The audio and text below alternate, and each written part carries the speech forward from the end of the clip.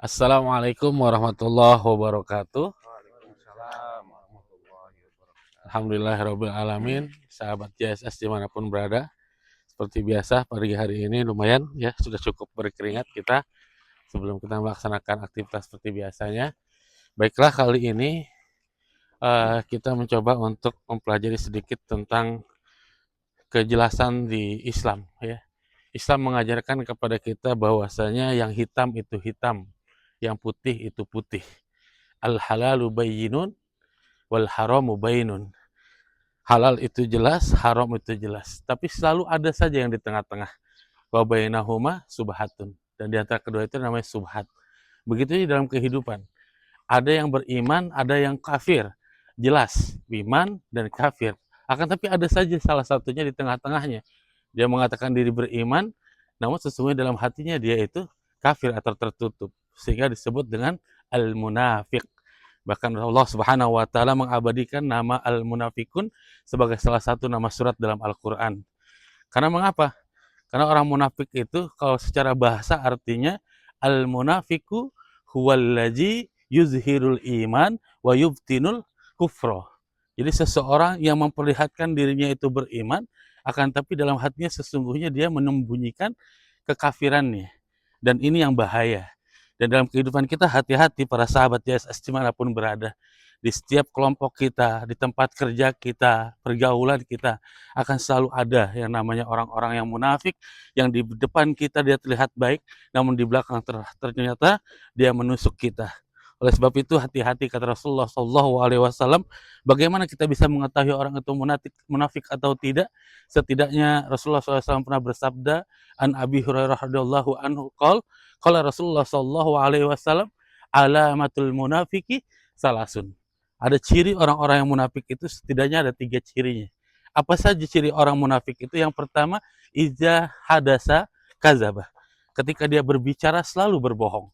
Ketika dia berbicara selalu berdusta. Dan ingat, setiap orang yang berbohong dan berdusta tidak mungkin berbohongnya hanya satu kali. Mengapa? Karena dia akan terus berbohong dan berbohong untuk menutupi kebohongan yang pertama tadi. Oleh sebab itu hati-hati. Ketika kita melihat dalam pergaulan kita, bahkan diri kita pribadi, segera beristighfar pada Allah Subhanahu wa taala. Jangan sekali-kali kita senantiasa berbohong apapun itu.